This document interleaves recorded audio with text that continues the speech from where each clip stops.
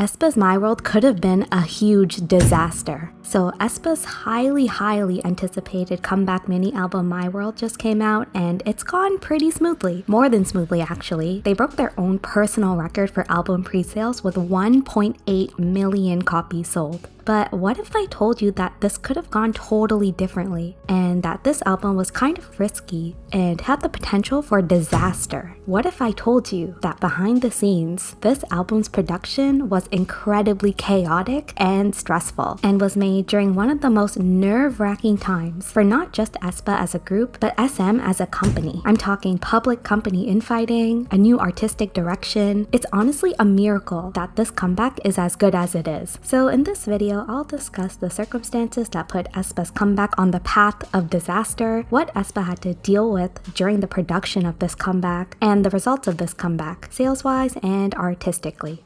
So I want to make a few quick disclaimers. I want to quickly explain what I mean by disaster because I think for a group as big as Aespa, disaster looks different than what it does for a small group. I don't think Aespa would ever severely flop or be disbanded, nothing drastic like that. But Aespa has a very dedicated fan base, and while a poorly received comeback might not hurt the group in the short term, I think it puts pressure on later comebacks to be even better. Groups need to reward their fans' dedication and trust in them with high quality music and comebacks, and I think it's really important for groups to treat their fans' faith in them with care and respect. Also, I promise this is not a hate video because I really love Aespa as a group. I just really wanted to make this video to highlight how crazy the creation of this comeback was and share my thoughts on the album itself. First of all, this mini album was released at a very, interesting time. So Welcome to My World, the pre-release single for this comeback, was released just one day after LE SSERAFIM, another huge girl group, released their comeback album and single called Unforgiven. Aespa's full EP, My World, was released just 1 week after LE SSERAFIM's. I don't know about you, but to me that seems like a weird choice. Like, if you were SM, wouldn't you want to schedule your group's comeback in a way that makes sure that they get the general public's undivided attention? But I dug a little deeper, aka reading Aespa's Wikipedia page, and it turns out that this comeback wasn't meant to be released at this time. In fact, it was meant to be released in February, but it got delayed.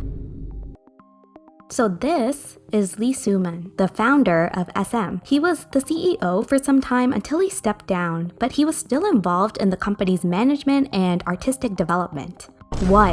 So I won't go into all of the details of this messiness, but long story short, Lee Soo-man left SM on very bad and very public terms. And in February 2023, he sold his SM Entertainment stocks to HYBE. Wait, you know what? LE SSERAFIM is a group under HYBE, so maybe they released Aespa's comeback right after LE SSERAFIM's to take away their spotlight. I respect the petty. Anyways, the funniest part about this mess was that SM had to create a YouTuber response video with their CEO. So why is this information relevant to Aespa besides the fact that they're under SM?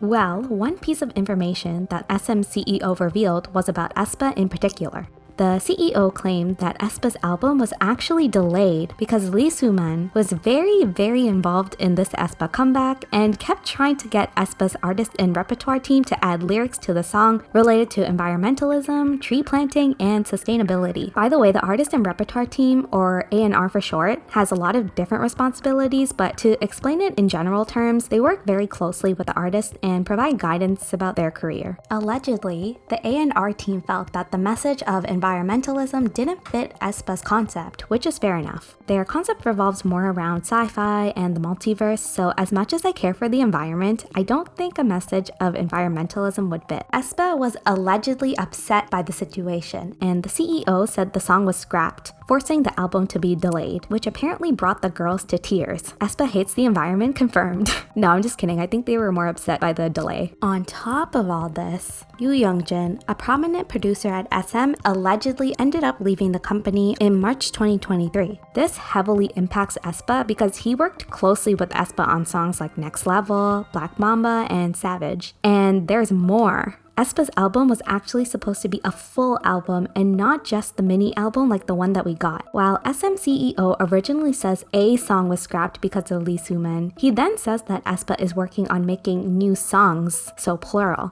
So this leads me to believe that because of this whole mess, they either had to get rid of multiple songs or the producer's departure prevented them from producing enough songs in the first place. It's already hard enough to produce music and videos that deliver a clear concept and are also good songs on their own. And these BTS issues caused by BTS's company probably made it even harder to produce a good comeback. Additionally, SM Entertainment has a lot of investors and shareholders, and after such a public company issue, there must have been a lot of pressure to keep shareholders happy, and that in turn places a lot of pressure on the artists to produce successful comebacks. Aespa is one of the first major group comebacks since that whole mess, so I bet the pressure and stress was huge for them and their team. So as I was creating this video, Aespa actually spoke out about the SM controversy, and they said that the issues SM had didn't really impact them that much as a group. It does make me wonder how legitimate the CEO's claims were, or whether Aespa is being told to play down things to protect the company's reputation. I don't think we can truly say for sure.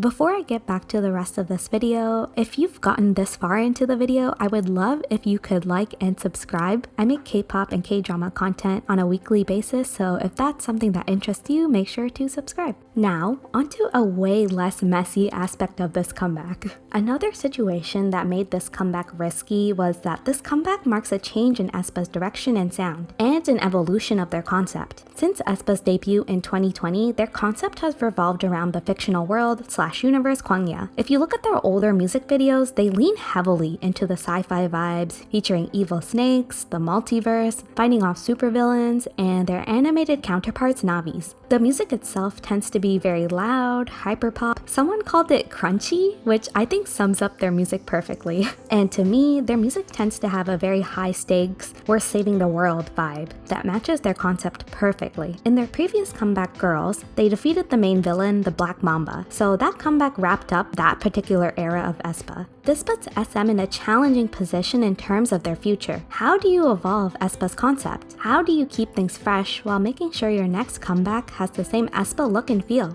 The direction SM decided to take was to remove Aespa from Kwangya and put them into the real world, giving them a more stripped back look and sound, for the most part. If you're going to take the concept that they had since debut into a new visual and sonic direction, you need to do it well so that fans don't feel alienated. So, a messy public breakup between the company and its founder, a key producer leaving, and a new visual and musical direction, My World must have been a disaster, right? Actually, as I stated in the intro of this video, it's been pretty much the opposite. I think the 1.8 million pre-sale copies statistic that I mentioned in the intro of this video is less of an indication of the album's quality and reception, and more of an indicator of how strong Aespa's fanbase is and how good the marketing was. Because at this point, we hadn't heard any music from the album yet. But not only did they have amazing pre-sale numbers, they broke the record for first day album sales for a K-pop girl group with 1.3 million sales. And guess who they took the record from? LE SSERAFIM, who had the record with Unforgiven for 6 days. Now, I think this number and broken record is a better indicator of what people think of this album, because at this point, we'd already heard a majority of the songs. Okay, yeah, so the album is definitely a hit numbers-wise, but is it able to effectively build on Aespa's concept? For the most part, I think so. I think having a full-length album would have helped flesh out this album's concept more, but I'm happy with what we got. I like all of the B-sides, and I love how SM gave most of them their own mini music video. It feels like SM put a lot of effort with the marketing for this mini album, maybe because of how chaotic the production was. Speaking of marketing, I love the promos this album got. Like, the breaking news teaser was super creative, and all of the photo shoots were so pretty, especially the more naturey ones. Like, especially these ones.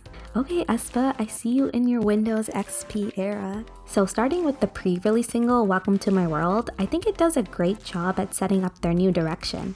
The song itself is pretty, and it's definitely slower and more understated than Aespa's usual music, but as the song progresses, it builds up with more instrumentation, and it has this ominous, calm before the storm type of feeling to it, which makes it feel true to their concept. The music video is definitely very different from Aespa's usual videos, with the girls wearing casual clothing and being one with nature. but we still get hints of their Kwangya universe with Navis showing up at the end of the video. As for the other songs, I think what Aespa was trying to do was show the members experiencing different aspects of the real world, all of the highs and lows. So starting with the lead single Spicy, I think I'm gonna need more time with it. It's definitely growing on me the more I listen to it though. But not gonna lie, the teasers had me worried. I was like, Aespa, what is this? It's a very catchy song for sure, but there's something in the instrumentation that I feel like is too loud and overpowering, and I'm not sure what it is. I feel like I can't hear the vocals and the rest of the instrumentation that well because of whatever it is. I love the music video though, like it kind of has this Bratz vibe to it, and I like how it shows the girls thriving in this new world, taking over and being confident. Onto the B-sides. So Thirsty is probably my favorite out of all of them. It's so cute and chill, like it kind of reminds me of a Flow song or XG's Left Right. And I love the music video. It shows Aespa enjoying the simple things in life in our world, like spending time with friends, having a crush, and going to school. Salty and Sweet is probably the most Aespa-like song sonically and visually, and I really like it. It sounds a little darker than the other songs on this album too. And I don't know if this makes sense, but I feel like it's spicier than spicy. I don't know how to elaborate further on that. The one part of the song that I love and is stuck in my head right now is the one drop, You're Gone part that Winter sings. And then there's I'm Not Happy, which has this like spooky vibe to it, and it kind of sounds like a scary dollhouse. Kind of reminds me of Coraline. And I like how the lyrics in the video depict issues that people in the world deal with, like mental health issues and insecurities stemming from social media. And then finally there's Till We Meet Again, which is this beautiful ballad. It kind of reminds me of some of the ballads that Red Velvet has. I love that they got a chance to show off a softer side to their vocals, and the chorus kind of surges with these pretty violins. Considering it's a ballad, there's actually a lot going on in the instrumental, and I really like it. The song's lyrics talk about parting ways with someone and cherishing your memories with them. So Aespa really said, yeah, Earth is not the vibe, I'm going back to Kwangya. So it's honestly really impressive to me that Aespa was able to release a pretty strong mini album and comeback considering the mess that was happening behind the scenes. I'm sure it must have been really stressful for them and their team, so I have a lot of appreciation for this comeback. And it broke records on top of that, like that's super impressive to me. I think that's a testament to Aespa's very strong and dedicated fan base and their strong position in the K-pop industry. But I would like a full album for the next comeback, please, and thank you.